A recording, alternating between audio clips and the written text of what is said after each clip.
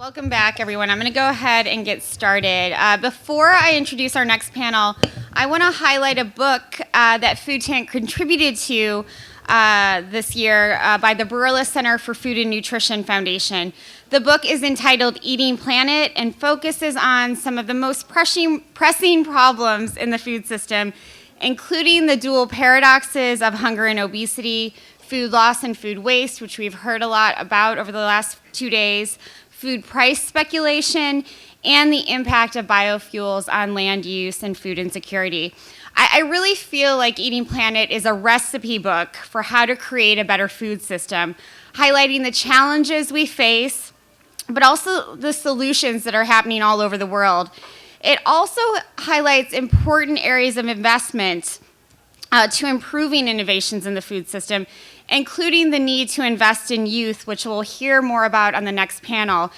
Food Tank has been honored to work with the foundation, and we hope you'll consider taking a look at the book. It's available for sale in the lobby. And again, it is really a recipe book of really how to change the food system. It's now my sincere pleasure to introduce someone who's been very good to Food Tank. Eric Kessler from Arabella Advisors has given us great advice, and I haven't done this, but I truly feel like he's someone I could call at 3 in the morning when I'm freaking out, and he'd give me really good advice. Eric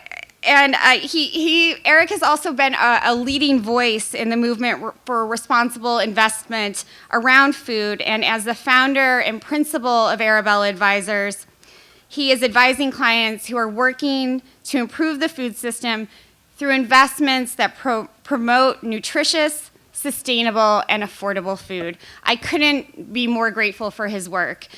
Following Eric, we'll be having the Investing in the Food System panel moderated by Fabiola Ortiz dos Santos from Interpress Service. And I encourage you to join the discussion online using the hashtag Food Tank. Please join me in welcoming Eric Kessler to the stage.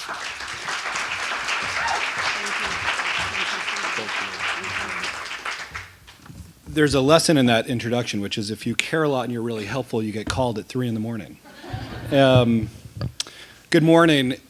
Before I speak to audiences, I always wonder if they're going to connect with who I am and what I do. And this morning I was putting together my thoughts while I was reading about President Obama's Feeding the Future program in this morning's Politico Pro morning ag. I was doing this while I was eating strawberries that I'm committed to not having profiled in the next NRDC food waste video. Meanwhile, my kids were out back chasing around our hens, Robert and Quincy, looking for eggs. So I feel more at home with the Food Tank audience than any other. Thank you for having me here this morning. I founded Arabella Advisors 11 years ago when I realized that philanthropists had to have the greatest impact possible with their resources and that we could help. I came to the Good Food movement 8 years ago when we coordinated the 5 major donors focused on child nutrition around a winning strategy for the child nutrition reauthorization. I found my way to food system impact investing 5 years ago when I personally started investing in good food system businesses, starting with some farm-to-table restaurants here in DC and moving on to supply chain businesses like sustainable seafood and accessible grocers. I finally found the ingredients for a good food system after 40 Arabella food system client projects and a number of successful and some unsuccessful food system investments. So you might say I'm a slow learner, but I hope I'm finally onto something. I've come to realize that the good food system has 3 key ingredients: culture, infrastructure, and policy. Culture is all about increasing demand for good food. Infrastructure is about improving our good food supply chain to meet that demand. And policy solutions are those that enable a good food system to take root. We need all 3.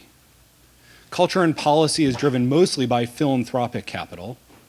Infrastructure is driven mostly by impact investment capital. And as a philanthropy advisor, I'm convinced that philanthropy alone will not deliver a good food system. To create that good food supply chain, we need private sector commitments, we need business innovations, and mission-driven investors to support them. The gap in the good food supply chain is not in intention or opportunity, but in financing.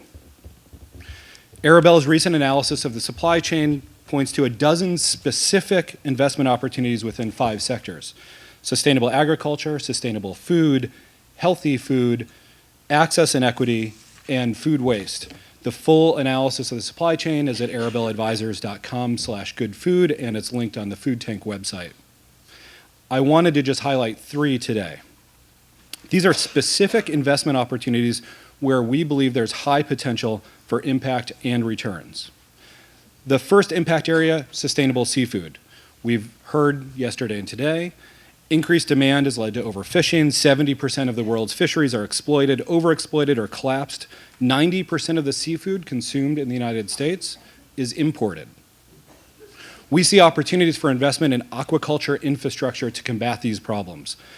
Half of the seafood consumed in the United States right now is farmed through aquaculture, and that number is increasing every year. Sustainable aquaculture has the opportunity to support rising demand for healthy protein sources.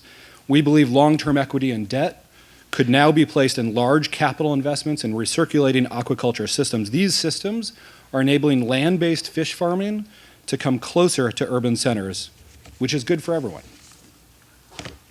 The second impact area, access and equity. 48 million Americans live in food insecure households. 23.5 million live in food deserts. We really like the potential for accessible grocers as an investment class. These impact-focused retail grocery stores and cooperatives are coming onto the market at a fast clip. No one has reached scale yet, and those that are out there largely are significantly undercapitalized. We see opportunities for equity and debt investments in these impact-first grocery alternatives.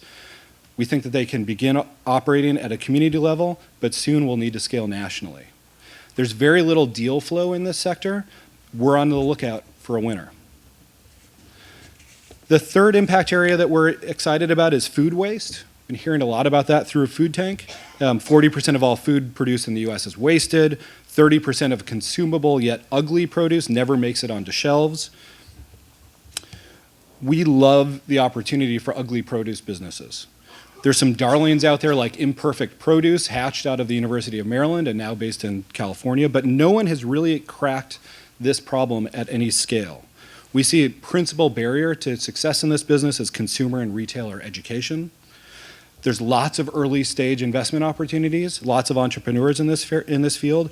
Our sense is that they need as much technical assistance as they do capital. In addition to these 3 sector-driven investment opportunities, we are thinking about alternative approaches to identifying investments. I believe that policy is a predictor of profits. There's key food sectors where upcoming federal policy change will create good food business opportunities. I believe the smart money is on predicting those policy changes, investing ahead of them, and sowing impact and realizing returns as a result. A few examples. The PRIME Act, introduced by Congressman Pingree, who you just heard from. The PRIME Act will enable local food processing and regional sales of sustainable meat. It fixes supply chain over-consolidation, and when it's passed, we envision big markets opening up for small and medium-sized abattoirs. Healthier product, less carbon, increased jobs, good food.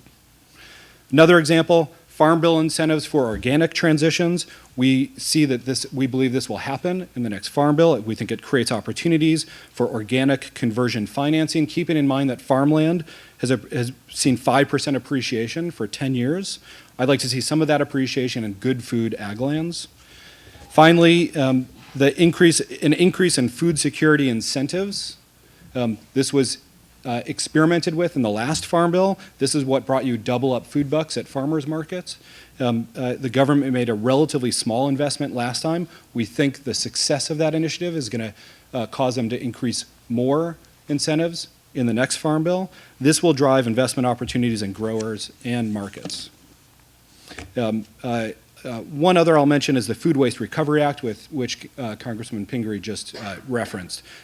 We think it's filled with opportunities for business innovation and successful investments.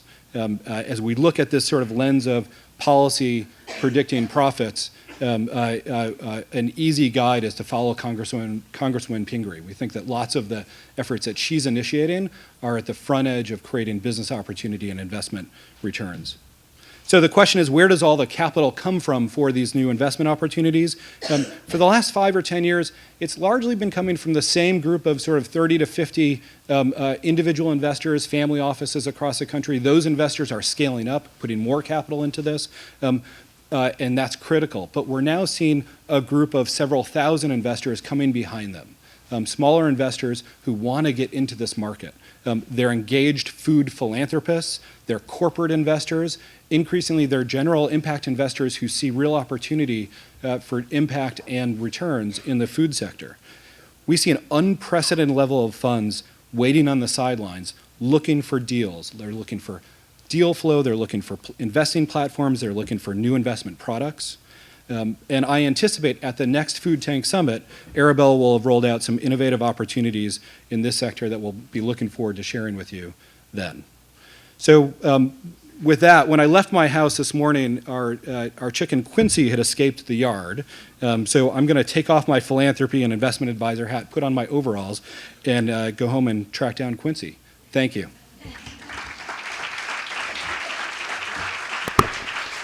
Ladies and gentlemen, please welcome your moderator, Fabiola Ortiz Santos, Interpress Service.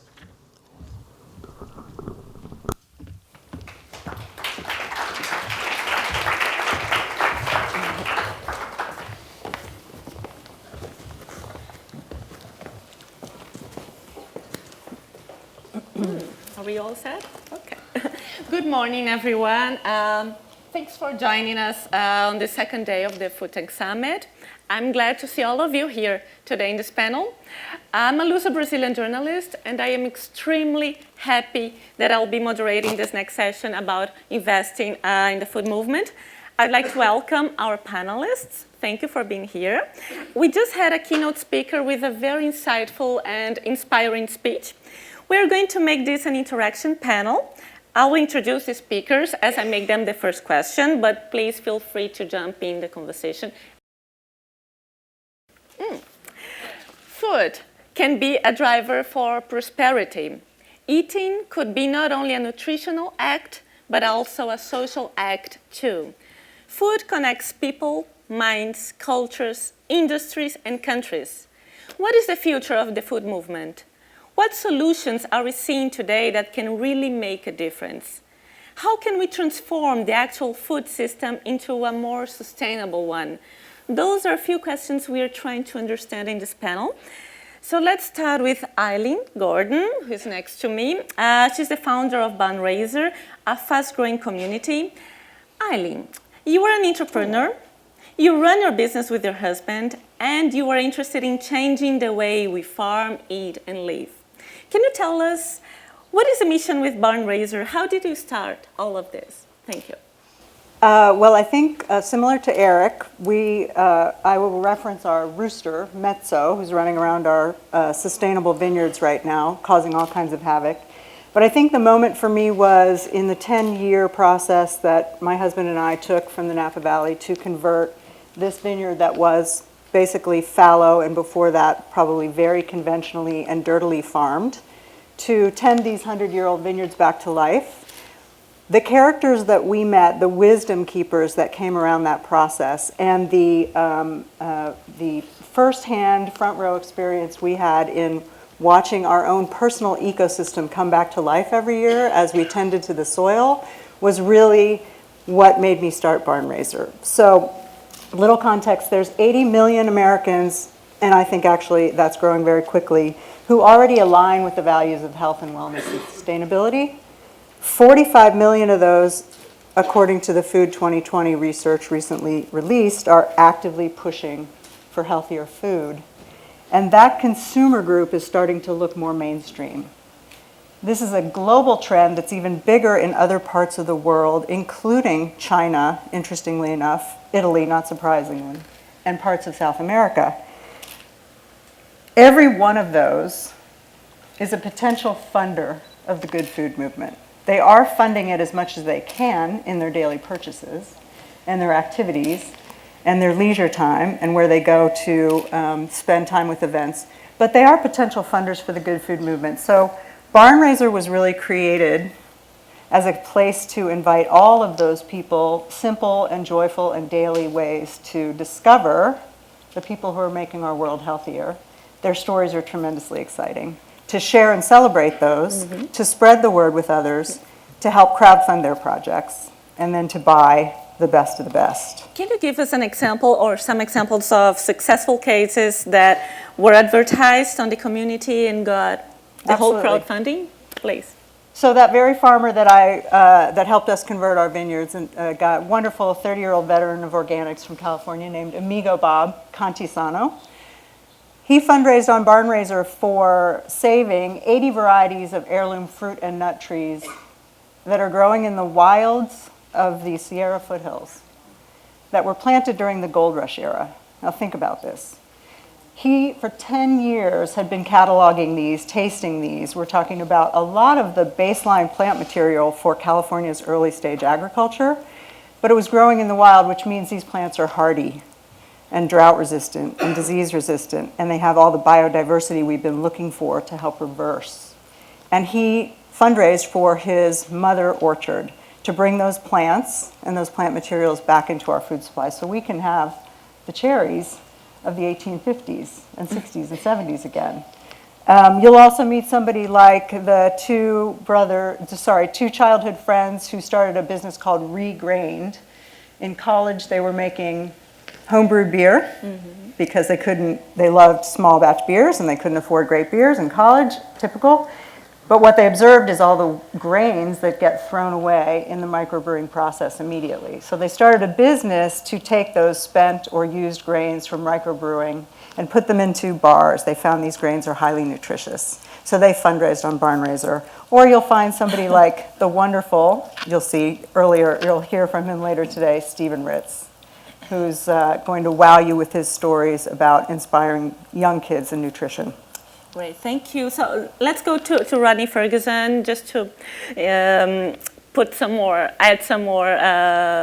vibrant energy here. Rodney is the CEO of Winrock International. Winrock helps in creating innovations in agriculture, environment, and leadership development to help people improve their livelihoods. So Rodney, please tell us, how do you link local individuals and communities with new ideas and technology so as to empower them? Well, that's really what we do as an organization. You just gave our mission statement, and so thank you. We can skip on to the next person. Resuming. Winrock International is the parent organization for, as you said, different types of activities that work to improve livelihoods for people all over the world. We're an unusual international development organization because we have a very robust domestic program, and it's crucial to our very being. We were founded by Winthrop Rockefeller on a mountain in Arkansas. We came out of a farm. Winthrop Rockefeller was a livestock rancher, and he founded the Livestock Research Center. And in 1985, the Livestock Research Center was combined with two other Rockefeller organizations to form Winrock. And out of that agricultural heritage, we developed environment and civil society and economic development. But to try to answer your specific question, Winrock, also one of our bedrock beliefs is that innovation has to be founded on market principles, in that there's been a lot of conversation about what will drive the good food movement forward, both in the United States, but also the principles of, say, Feed the Future around the world, food security for all.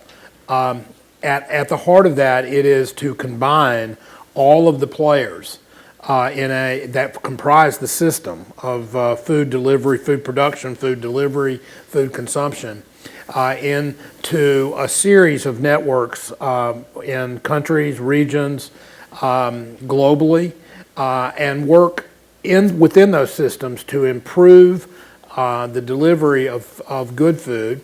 But at the heart of that is making markets work. I was in a Cambodian province last week, Svay Ring, hard against the Vietnamese border, and I met with. And by the way, interestingly, this was not an agricultural project. This was a counter-trafficking project. So I met with a group of villagers. There were about 15. There were 22 families in a co-op, in a lending co-op. And I met with 15 representatives of those 22 families. And I came expecting to hear about the need to do preventions and interventions on trafficking. What did I hear? About agricultural finance, microcredit. Because what we've done there in conjunction with our partners is create a lending club in this village so that families can have not only food security but financial security through a 12-month period, because oftentimes they don't have the financial security to prevent members of their family from migrating to nearby countries under horrible conditions, and oftentimes then kept in indentured servitude in the countries that they're going to. This lending club managed to create lending club, which was designed to help them develop an agricultural enterprise, allowed them to have a more predictable revenue stream, connected them to markets, allowed them to see their work in agriculture beyond subsistence to actually connecting to a market. And the most amazing thing was we started this lending club with $4,500, and in 1 year the corpus of that went to $5,500. And they anticipate that next year it'll be $7,000. So I know a lot of Wall Street banks that would love that return. In fact, I would love it in my 401k. So I thought about dumping it all into the lending club in Svay Ring, but they didn't yet have a financial mechanism to allow me to do that. But that's the point, is that we have to be able to look at expanding innovation, expanding cooperation, but within a context that will allow people to connect to markets. Mr. Kessler just said philanthropy can't do it all. He's absolutely right. But neither can government, neither can companies, neither can consumers. It requires an ecosystem that is connected, but that is also connected to the realities of our world, which are markets. And that's where Winrock likes to and believes that we can add the most value. I know, Rodney, you have kind of a personal history around agriculture. Would you like to share with us? Is this work personal for you? Well, it is, and I didn't realize that really until I joined Winrock. I grew up in rural Alabama. Both of my grandfathers were farmers. I largely grew up on my grandfather's farm. He was a tenant farmer. He never owned 1 inch of the land he farmed. And it was a hard existence. It was a season-to-season existence, sometimes month-to-month. He had a second job to supplement his income, not unlike the folks in Svay Ring. He had to have financial security around the year, not just during the harvest season. And then obviously when I left Alabama and I progressed through my career, I found, ironically, when I was a reporter, I too was a reporter back in the day. I was a reporter for the Cleveland newspaper, the Plain Dealer, for a time, and discovered that I was reporting for the county in the only county in the United States that did not have 1 acre of land deemed agricultural. I said, this is a long journey. But then, since then, I have sort of reverted back. And with landing at Winrock, I was and have increasingly sort of so enthralled by this movement around the world. Wherever I go, people want to be food secure. They want to be connected to markets. They want to move beyond subsistence to market, being part of a market economy, albeit a tiny market, a micro market, but that's what people really want. And to be part of that movement is really amazing. So I'm very blessed. Thank you. So you all see food as a mechanism for empowerment. I'll jump to Sarah Reversi, serial entrepreneur and the co-founder of the You Can Group from the Future Food Institute. You're also executive director of the Food Innovation Program.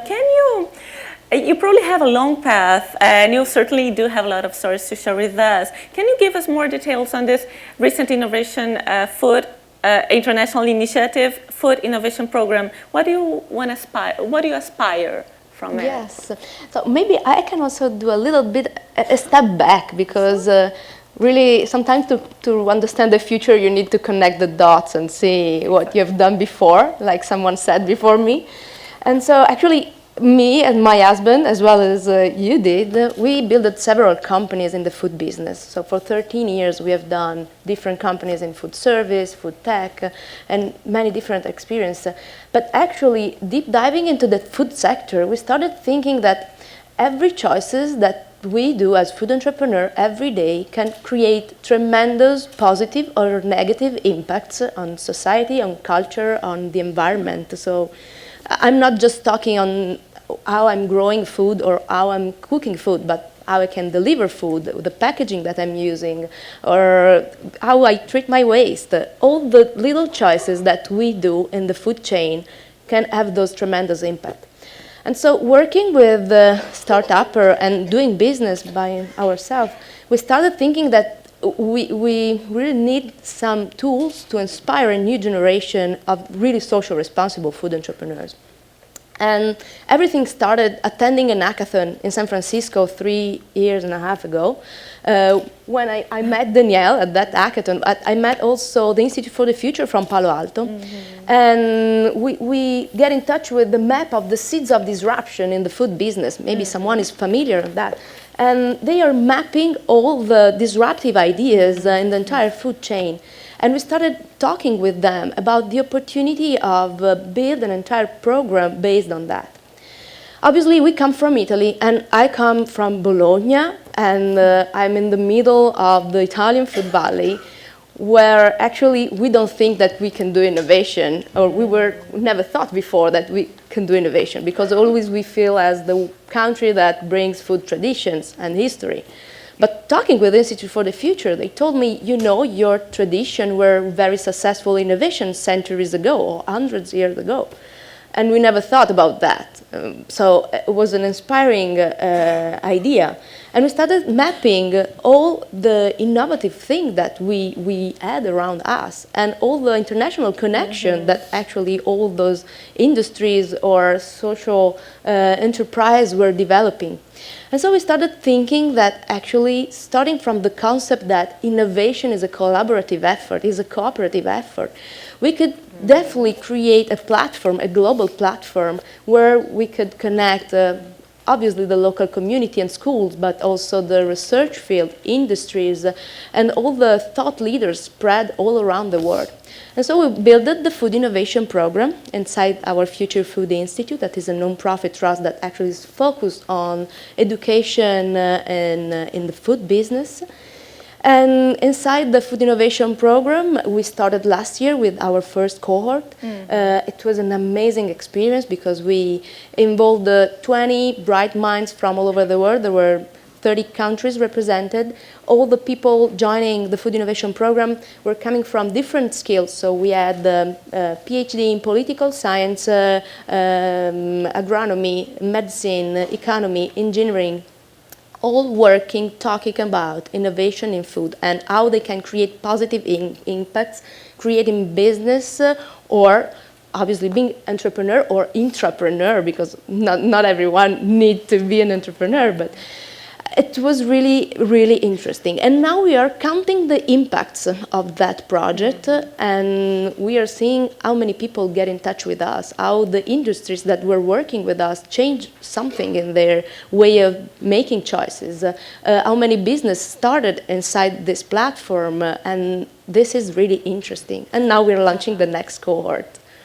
Wow. I think Daniel could jump in this conversation. Daniel Gold is the founder and the CEO of Food Plus Tech Connect. I'll let you please explain a little bit more what it is, but adding this information. So innovation is a collaborative action. So what is your experience with Food Plus Tech Connect and with the hackathon, if you could just remind us 5 years ago, 2010? Sure. Yeah. So Food Tech Connect is the site of record and world's largest community for food innovation.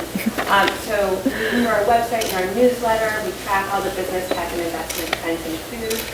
We connect people offline, and really our goal is to give people the information, the connections, the resources that they need to create a food future that's better for people across the planet.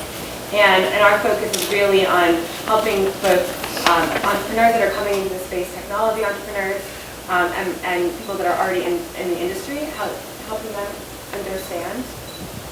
Can you hear me? Yeah.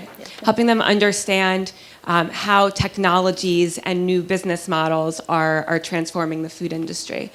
So when I started 6 years ago, when I was talking about the role that technology and data could play in food, everyone thought I was absolutely crazy.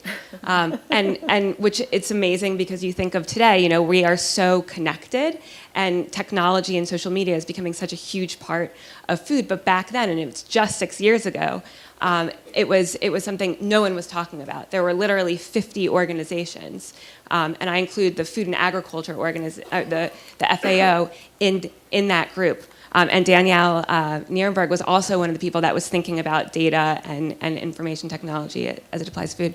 So we started, it was right when the Obama administration had launched the Open Data Initiative. And there were a lot of organizations around the world that were using all this newly open data to create hackathons that would bring people together to use that data and turn it into mobile applications or different tools that could be useful.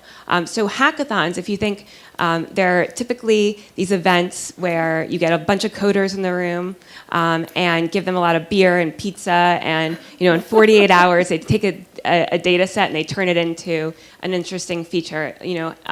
Facebook will do that with their employees. That's some of the new features you see will have come from hackathons. So we decided, let's take that and apply it to food.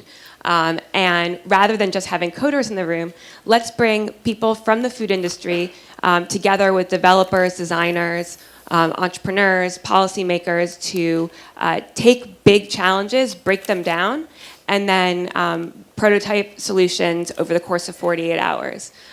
So we started, the first one was 5 years ago. We focus on a number of different areas.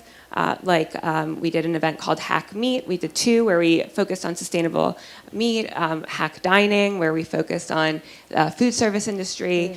We hacked the Farm Bill to try and make it more accessible to people, which is great. And so, yeah, I think the biggest takeaway for us was we wanted to get different people together to tackle challenges and to think about them in new ways. And I think that's what Sarah has said and what so many of the other speakers have said, is that it's really about collaboration and bringing everyone to the table. And I think that the future and coming up with solutions to these very big challenges that we have really is about facilitating this understanding. You have a tremendous amount of investment dollars that are coming into the space right now. You have a lot of technologists, you have a lot of people that come from the business sector, from finance, that are really interested in financing the future or building the future, but they don't understand the food industry, right? It's so complex. And then from the other side, you have a lot of people in the food industry that don't understand these new financial models, these new business models. They don't understand the technology. And so it's really powerful when you start to put people together, we can actually come up with solutions that solve problems, and which makes them more financially viable. So the hackathons for us were a really great tool for kind of breaking down those barriers, getting different groups of people talking together.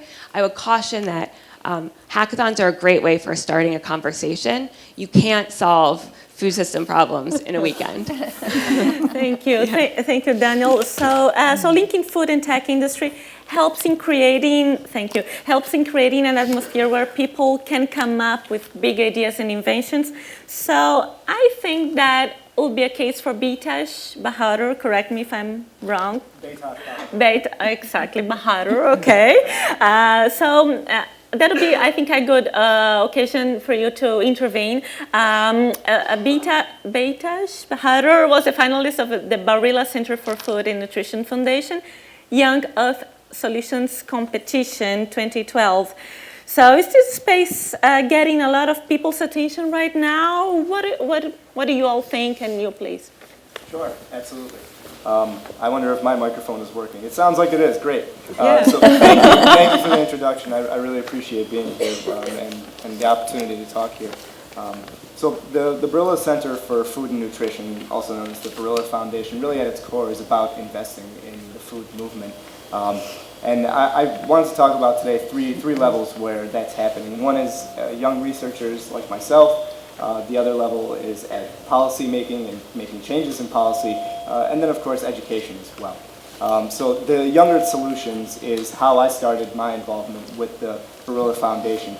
I was an undergraduate, and essentially I got an email from a professor saying, do you want to do a project? And the idea was a call for a proposal, an idea to help solve some of these problems in the food systems that we see. I went into it not knowing anything. And so these annual competitions that Barilla holds, the Young Earth Solutions competition, it was a way for me to be introduced to this problem. So it's drawing people who maybe don't have an interest into it, but then also providing an avenue for individuals, young individuals like myself who do have an interest, to get their ideas out there. And so the way that it works is people submit their ideas, thousands of entries every year, and then the top 10 get selected for actually going to a conference in Milan. That's where the Barilla Center is located. And they have a forum annually. And these young researchers get the opportunity to present their idea, and if they win, then they get a research grant that helps them start up their project. The aspects that I found that were incredibly helpful for me and really valuable is that we were given the opportunity to collaborate, or at least speak with, some experts on not only proposal writing, but in the field, right? Again, I went into it not having a background in this, and these issues are so complex and they're so interrelated, we can't possibly understand everything that goes into it. And one thing that you mentioned earlier, having market-driven solutions. I had no idea, market-driven solution. What is that? I have a communication background. I know how to talk. We know, yeah. So these are things that these young researchers who are going there and collaborating, again, you said collaboration is so important, collaborating with experts in the field, coming up with actionable proposals, coming up with ideas that can actually give good solutions, right? And so this year's competition is actually focused on postdoctoral students, so people who have PhDs. So it sort of graduating to a higher level of individuals who maybe now have a little bit more experience, some better ideas to propose. And the other outcome that Barilla has created from this competition that happens annually is the Alumni Association. So this is a network of all the past individuals who have taken part, who have been finalists in the competition, and I'm one of them. And this network spans across the globe. We have representatives in each continent except Antarctica. And I'm the representative for North America, and what we do is we stay connected, we share ideas, we share opportunities to go to conferences and talk about these solutions, talk about these problems, and it's really wonderful. It's a network that supports young researchers and people who want to have solutions here. And another thing that they did with the alumni group is last fall they flew us all out to Italy. We got together in a room with experts from 7 different stakeholder groups. So policymakers, journalists, farmers, etc. And we were able to interact with these people, and really they told us, listen, here are the problems that we think young people are going to face in this space. What are some solutions that we can come up with? And the outcome of these roundtable discussions was the Youth Manifesto. So this is a document that was in part authored by all of us young individuals, and this Youth Manifesto was attached to the Milan Charter. The Milan Charter is a much larger document that it's essentially a proposal for a global agreement to guarantee healthy, safe, and sustainable food for everybody in the world. It was promoted by the Italian government as the main outcome of the Expo 2015. So, you know, as young people, we contributed to this. And that document, the Milan Charter, along with the Youth Manifesto, was actually given to Ban Ki-moon at the UN. So, you know, really investing in policy changes. I know the last panel really focused on policy change. So that's just another level of the way that Barilla is investing. And the last one, again, is education, right? Actually, that's one question. I think Ruth could sort of join us as well, and you complement Betash. So how important is to educate and engage young leaders working towards solutions? You're mentioning a lot of that. Ruth, if you could jump in. Ruth is Executive Director of Global Alliance for the Future of Food, and you have a lot of experience in the philanthropic sector, but in developing food strategies and cross-border collaborations as well. So what do you think of this issue of engaging young leaders? Just like Betash, he's like an example of a young leader. Daniel Gold as well. Yeah, I mean, I think that that's absolutely critical. The foundations I work with work on a whole multiplicity of strategies, scales, geographies, etc. You know, some of them focus on that explicitly, some don't.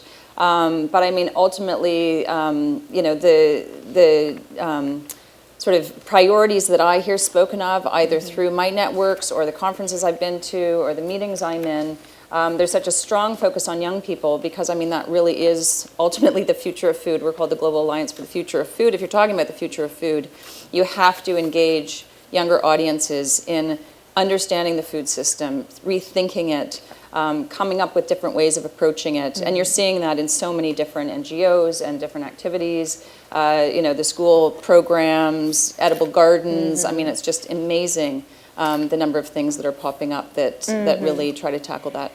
So in your opinion, so that'll be a question for all, but Ruth as well. In your opinion, have people become more conscious and concerned on the urgency of advancing into a more sustainable approach of global agriculture and food system? What are you, because you started you've been working on this for the last 2 decades. What has changed since you started? Yeah. A lot, right? A lot has changed, absolutely. So I started in the world of philanthropy over 20 years ago. And just take this panel, you know, you would never have heard words like hackathon, open data, crowdsource, you know, social labs, disruptive innovation, hacking, even taking a charter to Ban Ki-moon. I mean, none of this would have been even imagined when I started out. So, I mean, kudos to everybody up here for the absolutely amazing work you're doing, and I'm sure many folks in the audience. From where I come from in terms of philanthropy, I think, you know, there have been some significant changes. First of all, I would say the amount of activity. I represent 25 foundations, and when you look at their combined work, it's just incredible the stuff they're doing. I mean, we've got foundations working with smallholder female farmers in West Africa to save seeds and to trade them and to preserve indigenous knowledge. We have foundations working on massive supply chains of corn, soy, and meat out of South America.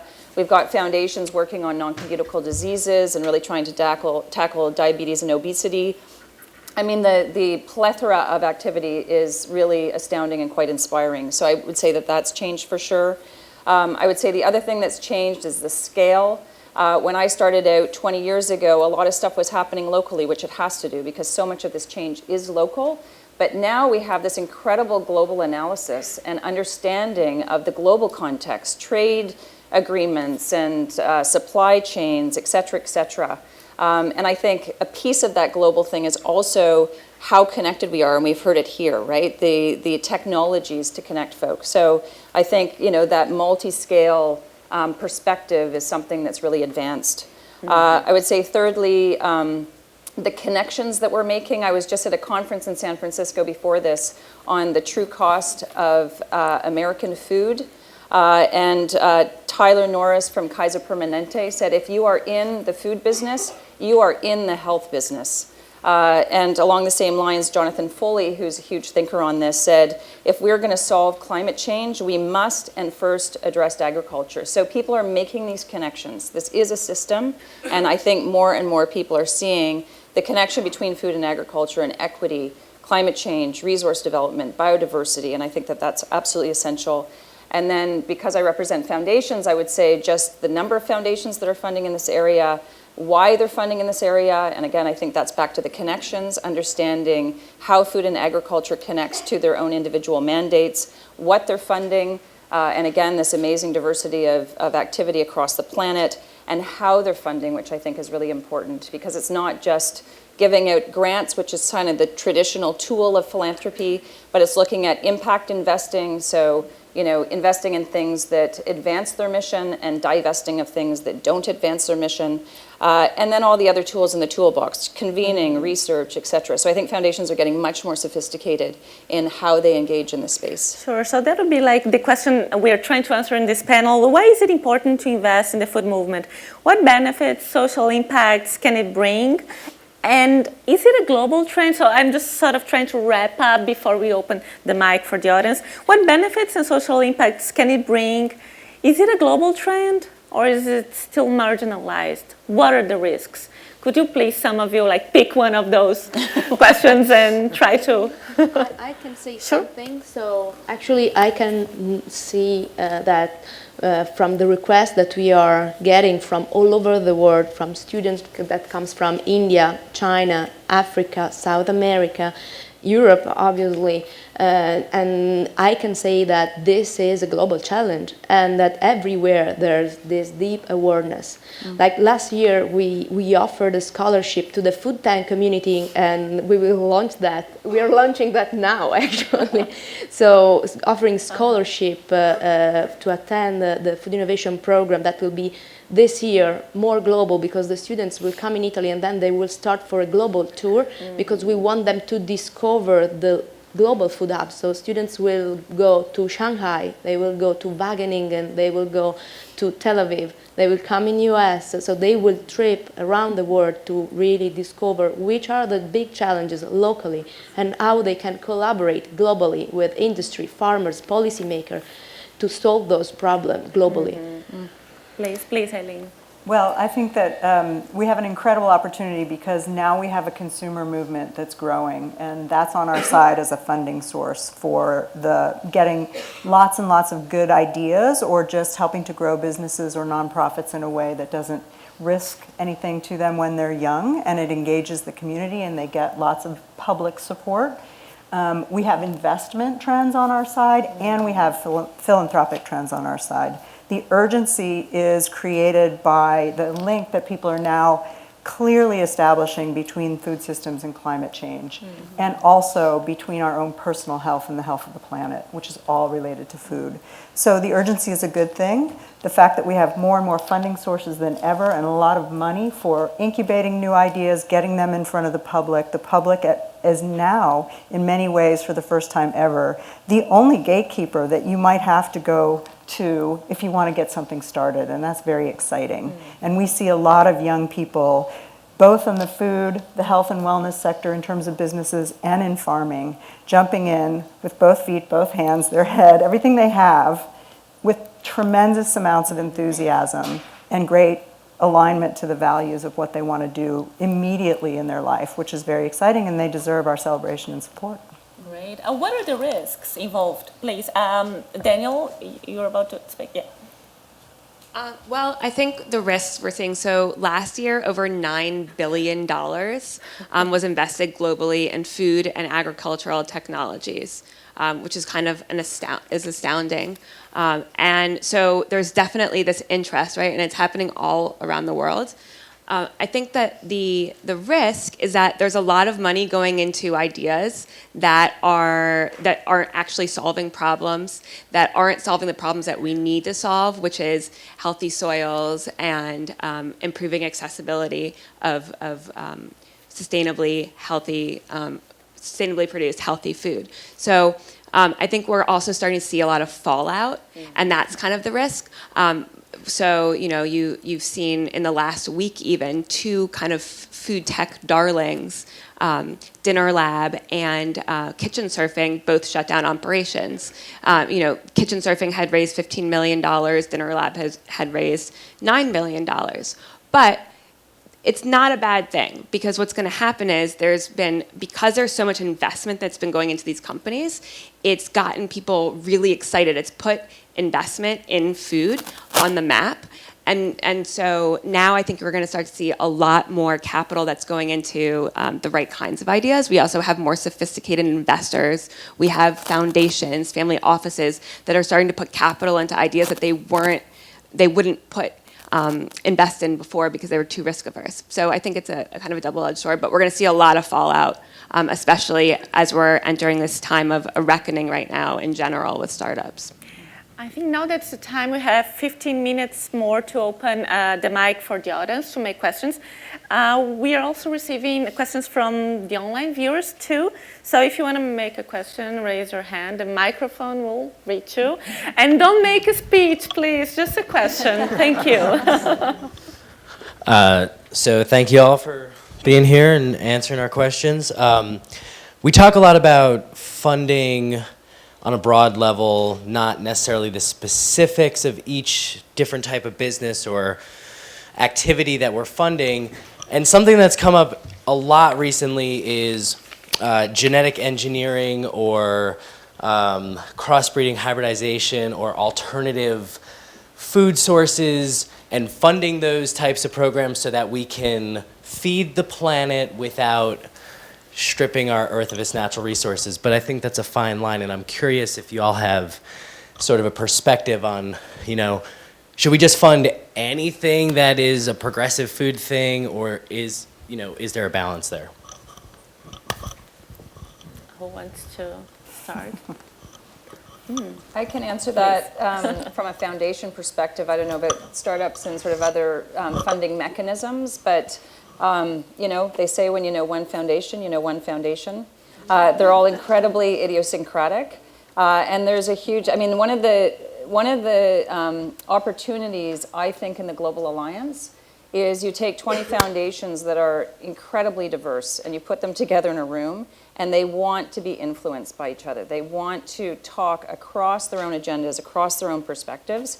And within any group of foundation, you're going to have folks that cross the spectrum in terms of how they view the future of food and what that looks like. I would say within the Global Alliance, we have a working group on agroecology. Those folks are really trying to push agroecology as a solution. You've got other foundations that, that are looking at GMOs from a scientific perspective, trying to understand it. And so, again, it's a real cross-section. And I think the importance and a message that's been reinforced up here is around the collaboration and making sure that you're in collective spaces and that you're having those conversations across ideologies, essentially.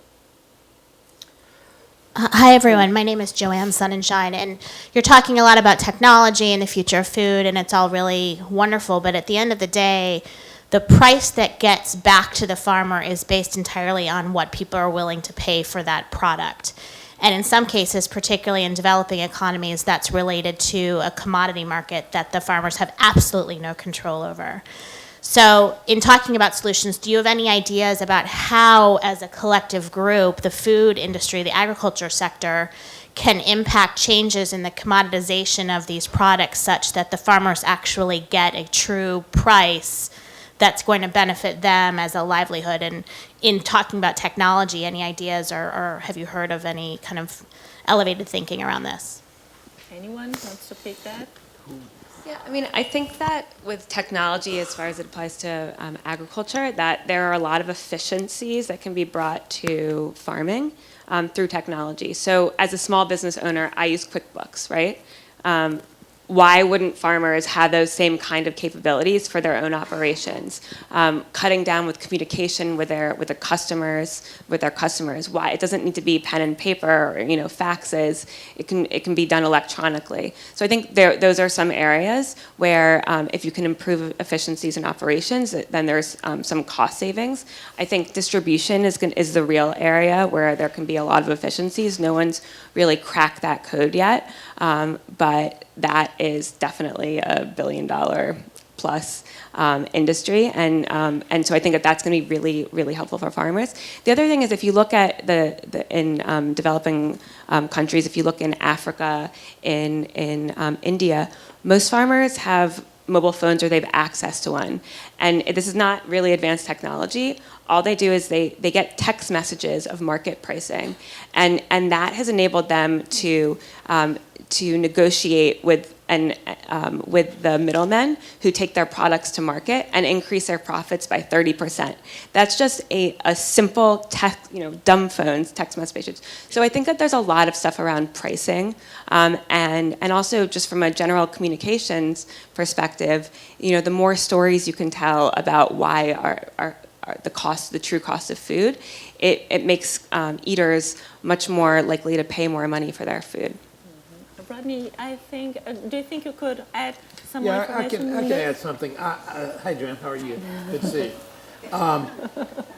you. I think that one of the challenges is we get into a situation of we fall in love with dichotomies, right? We either believe that the solution, if you go to a lot of developing countries and you talk to the political and policy leaders, this country needs industrial farming. We need industrial farms. We need large-scale commodity production because that creates hard currency and it modernizes our farming sector. And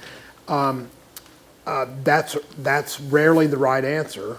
It's perhaps part of the right answer in that, yes, every country needs to have at least some commodity base because we live in the real world. We live in a market-based economy. They need to be able to have export products. But I know, for example, some of the work we've done in Rwanda, one of the things we believe and we're trying to encourage is diversification.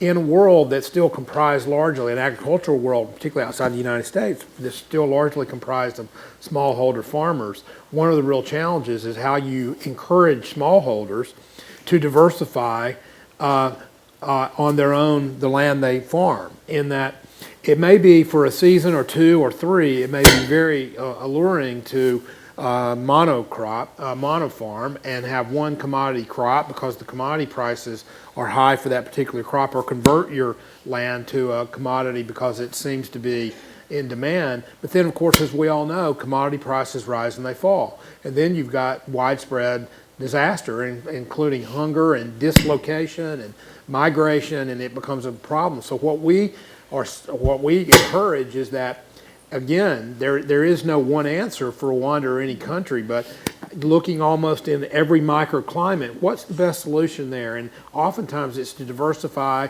to have some commodity, some produce or horticulture, in part to feed your own family, and to keep on hand as a hedge against collapses in your commodity prices.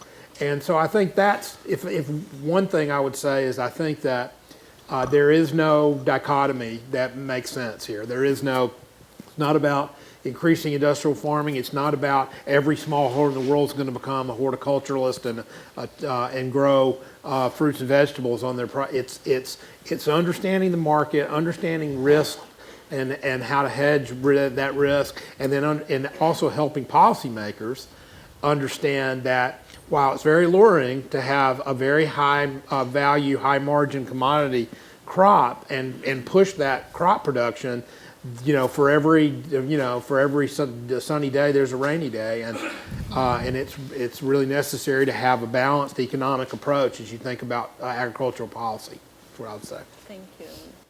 Hi, thanks so much. I'm Kari Hammerschlag with Friends of the Earth, and I wanted to ask about the issue of kind of investing in the food movement in terms of investing in advocacy, because I think all of these solutions are great, but we know that a big barrier to really creating a more sustainable, healthy food system is corporate dominance in the policymaking arena and the need to have greater, more success in the policy change. And so mostly for the Global Alliance for Future of Food, I guess, and maybe others, where do you see foundations going in terms of supporting really hard-hitting advocacy, both in the market space and in the policy arena? Is it growing? Is it shrinking? We find it somewhat challenging, and wondering what other panelists think about it and what we can do to actually expand resources, not just for investing in good food, but also investing in the good food movement to make the change in the policy arena. Great, thank you for that question. I think it's really important. And again, I would say that foundations differ significantly. I would say if I had to weigh in on the general trend that I would say that foundations are getting more comfortable with it, but again, it just very much depends on the foundation. There are some folks that I work with that are very advocacy oriented themselves, like the California Endowment, very strong advocacy organization that really pushes the edges of what they can do and the issues that they can push on. There are a lot of foundations that fund a lot of groups to do advocacy. And so, that's another strategy. If a foundation itself is not engaged in those activities, then they can do that through, their NGO partners, et cetera. But yeah, I think it's growing. I think that people see the political arena as absolutely critical. I'm from Canada. I can't comment on sort of the rules and regulations in the US. But just as a general trend, I would say it's on the rise. And, as we get into the complexity of this, the importance of certain battles, and, the urgency that's also been brought up here as well, I think people see that, the policy drivers are a key tool to use to try to create change. So. Does anyone want to make a point? I can Please, say that actually I'm feeling exactly what you are saying also in our country and related also to all the foundation and institution and corps that are collaborating with our platform. And what I can say is also that the things that we are doing are creating impacts also in the local community, because start talking about those topics and involving all those different players. For example, our city decided to design a new food policy. So that means that what we are doing maybe in a classroom or what we are doing during an hackathon, when maybe you invite the Minister of Agriculture working with kids, working with professors, working with industries, someone is listening and is thinking that can change something on the policy level. So we did an hackathon during the World Expo involving also the Minister of Agriculture who came at the hackathon, and industries, professors, and all the people related to our ecosystem. And we are talking about ecosystem, a word that you were mentioning several times before. So just because is always collaborating and bringing around the same table farmers, policymakers, and so on, that we can create something really positive and that can make impacts. So that's interesting. Betesh, I don't know if you may probably add something, because anyway, you're a young leader. So what is the role young people can do with advocacy? So I think to a certain extent, we're all advocates, right? And we have so far to go. We're talking about really amazing things that we're all doing, and we've all come so far, but we have so much more to go. There's not clear solutions to things. So as we continue to do research and we gain knowledge and we figure out what works and what doesn't, then that's when we can pick our battles in terms of advocacy and making change in policy. We all have to be activists. We all have to be vocal about this, because raising awareness, not just among the public, but giving policymakers the information that they need in a really understandable way. A congressman is not going to sit here and read a 20-page document. They want 5 bullet points, and they need to take that 5 bullet points to their Congress and make an argument for why we need to get behind this. So we need to give understandable, clear information that's digestible for each of these different segments. So there is a lot of advocacy work to be done, and again, we all have to take that upon ourselves. And when we do have clear visions for where we need to focus our efforts, then yeah, we should invest in those specific advocacy movements and advocacy organizations that are working on that type of stuff. We're almost running out of time, but please, just some Just seconds. one quick thing, because I love what you say that we're all advocates, and there's so many different levels at which advocacy can happen. And they're hard-hitting specific policy recommendations that you want to push on, but there's a lot of really general messages that have to get out there that just aren't. So as an example, I spoke at the big US conference last year on childhood obesity. And I said, look, I'm not a childhood obesity expert at all. And they said, no, that's fine. What we want you to talk about is how health is connected to food systems. And I spoke to a room full of doctors and nurses and people that run lunch school programs. And essentially my message was, an obese child is not obese because they drink too much Coke. An obese child is obese because of what we grow, where we grow it, how we process it, how we market it, how we price it, how it gets to that child. And it's a food system, and you have to look at these issues in the context of a food system. Jaws were on the floor. People coming up to me, doctors coming up to me saying, I had never thought about that before. So that is an advocacy position that I think a lot of folks can take, and it's a very different kind of advocacy than we often talk about. So just would love to expand that conversation. I'm afraid we should Hope you all enjoyed our session today, and I really hope those brand and new ideas that we discussed today might be a pathway for innovation, solutions for the food movement. Thank you for the panelists. Thank you, Daniel. Thank you. Thanks to Fabiola and Interpress Service and our amazing panelists. Another round of applause.